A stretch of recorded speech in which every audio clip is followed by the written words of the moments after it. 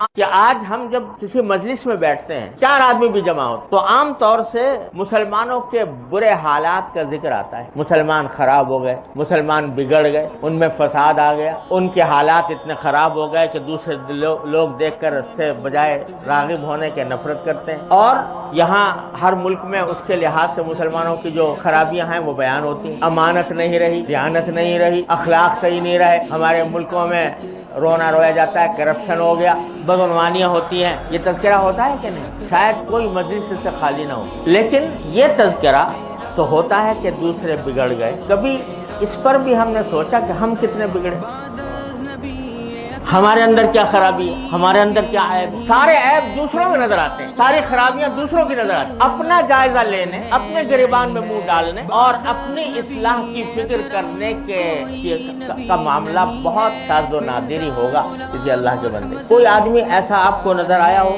کہ وہ رات کو بیٹھ کر یہ سوچتا ہو کہ صبح سے لے کر شام تک میں نے جو زندگی گزاری اس میں کیا گناہ کیے, کیا میں نے غلطیاں کی, اور ان غلطیوں اور گناہوں سے آئندہ بچنے کا کیا راستہ ہے؟ یہ کبھی سوچا؟ بہت کم لوگ. قرآن کریم نے یہاں جو آیت میں نے پڑھی ہے اس نے عجیب انداز سے بات پڑھی. یا ایھا الذین آمنوا, اے ایمان والو, علیکم انفسکم, تمہیں چاہیے کہ اپنی خبر لو. علیکم انفسکم, اپنی خبر لو. لا یضرکم من ضل اذا اہتدیتم, اگر تم ہدایت پر آ گئے تو جو گمراہی کی طرف جا رہے ہیں وہ تمہیں کوئی نقصان نہیں پہنچے. لا یضرکم من ضل, جو گمراہی پر جا رہے ہیں وہ تمہیں نقصان نہیں پہنچا سکتے بشرطے کہ اذا اہتدیتم, تم ہدایت پر ہو. رہا یہ کہ بھئی دوسرے کیا کر رہے ہیں, تو الی اللہ مرجعکم جميعا, تم سب لوٹ کے اللہ ہی کی طرف جاؤ. فینبئکم بما کنتم تعملون, وہاں اللہ تعالیٰ سب کا چٹا بتا دے گا کہ تم دنیا میں کیا کرتے رہے. دوسروں کی خرابیاں بے شک بیان کرتے تھے, لیکن تم نے کبھی اپنے اوپر بھی غور کیا؟ اپنی خبر لو.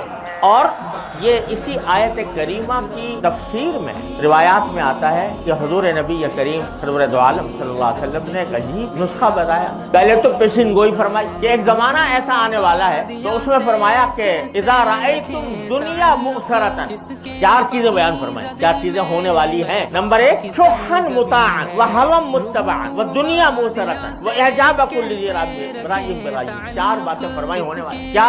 ایک تو انسان مال کی محبت اتنی اس کے اندر پیدا ہو جائے گی کہ بس اسی کے پیچھے بھاگے گا. مال کی محبت کا بہت زیادہ ہو جانا اور اسی مال کی محبت کی اطاعت کرنا, مال کی محبت سے جو کام کرنے کو کہہ رہی وہ کر رہا ہے. وہوى متبعًا, دوسرا یہ کہ پیروی خواہشات کی ہو رہی, جو دل میں آ رہا ہے, حرام ہو یا حلال ہو, جائز ہو یا ناجائز ہو, آدمی اس کے پیچھے چل رہا ہے. مجھے تو اس میں مزہ آ رہا ہے, یہی کروں گا. اس سے بحث نہیں کہ حلال ہے یا حرام ہے, جائز ہے ناجائز ہے, خواہشات کی پیروی کی جائے.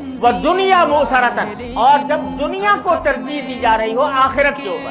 آدمی کے سامنے 2 راستے آ جائیں, ایک یہ کہ اس سے دنیا اچھی ہوگی آخرت خراب ہوگی, اور ایک یہ کہ دنیا میں تھوڑا نقصان اٹھانا پڑے گا لیکن آخرت اچھی ہو جائے گی. تو انسان جو ہے وہ دنیا کی طرف, دنیا کو ترجیح دے گا آخرت پر. یہ سوچے گا یار پتہ نہیں آخرت تو پتہ نہیں کب آئے گی, دنیا تو میرے سامنے ہے, اس کو ٹھیک کر دوں. تو دنیا مؤثرۃ, دنیا کو ترجیح دی جا رہی ہے. چوتھی بات فرمائی جو عجیب نقشہ ہے آج کی دنیا کا, کہ وَإِعْجَابَ كُلِّ ذِي رَأْيٍ بِرَأْيِهِ, ہر انسان اپنی رائے پر گھمنڈ میں مبتلا ہوگا. جو اس کی سمجھ میں آ گیا اس میں گھمنڈ میں مبتلا ہے, دوسرے کی بات سننے کو تیار نہیں, سمجھتا ہے میں عقل کل ہوں, جو میں سمجھتا ہوں وہ کوئی دوسرا نہیں سمجھتا. یہ 4 باتیں حضور نے فرمایا کہ ہونے والی ہیں.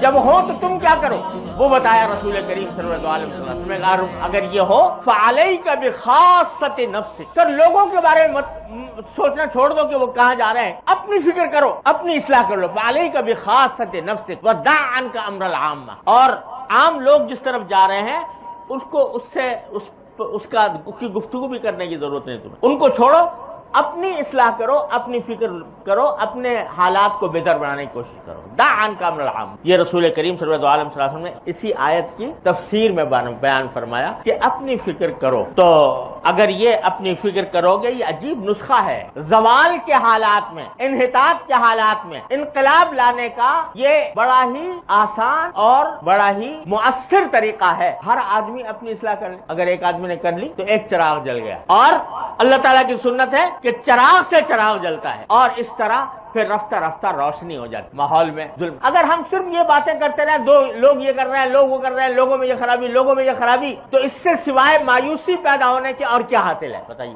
اسی لیے ایک دوسری حدیث میں رسول کریم سرور دو عالم صلی اللہ علیہ وسلم نے ارشاد فرمایا، صحیح مسلم کی حدیث ہے کہ اذا قیل من قال هلك الناس وهو اهلكهم او کما قال رسول اللہ، جو شخص یہ کہے کہ ساری دنیا تباہ و برباد ہو گئی، یعنی اس کے حالات خراب ہو گئے، فساد آ گیا، جو شخص یہ کہتا ہے ساری دنیا خراب ہو گئی، سارے لوگ خراب ہو گئے، فهو اهلكهم، سب سے زیادہ تباہ وہ شخص خود شخص ہے جو یہ کہہ رہا ہے۔ تو کیوں؟ اس لیے کہ بھائی تم سے دوسروں کا سوال ہوگا آخرت میں کہ بھائی یہ ساری دنیا جو ہے یہ فساد میں مبتلا تھی، کیوں تھی، اور اس کی ذمہ داری تمہارے پر عائد ہوتی ہے، لہذا تم جہنم میں جاؤ گے۔ دوسروں کے اعمال کے بارے میں سوال ہوگا، تمہارے اپنے اعمال کے بارے میں سوال ہوگا، تم سے پوچھا جائے گا، تلک امۃ قد خلت لہا ما کسبت ولکم ما کسبتم ولا تسألون عما كانوا يعملون۔ جو لوگ دنیا کیا کر رہی تھی اس کے بارے میں تم سے سوال نہیں ہوگا، سوال تمہارے اپنے عمل کی طرف سے ہوگا۔ یہ عجیب نسخہ ہے جو قرآن کریم نے بھی بتایا، نبی کریم سرور دو عالم صلی اللہ علیہ وسلم نے بھی اس کی تلقین فرمائی، اور حضرات صحابہ کرام رضی اللہ تعالیٰ عنہ اجمعین کی زندگیوں پر نظر ڈالیں تو پتہ چلے گا کہ ان میں سے ہر شخص وہ اپنی فکر میں تھا۔ وہاں کہیں ہمیں یہ نہیں لگتا کہ صحابہ کرام جو ہیں جب آپس میں بیٹھ رہے ہوں تو جو دوسرے برے کام کر رہے ہیں ان کا ذکر کرتے ہوں، نہیں، ہر ایک آدمی اپنی فکر میں تھا، ہمیں پتہ نہیں میرا کیا انجام ہونے والا ہے۔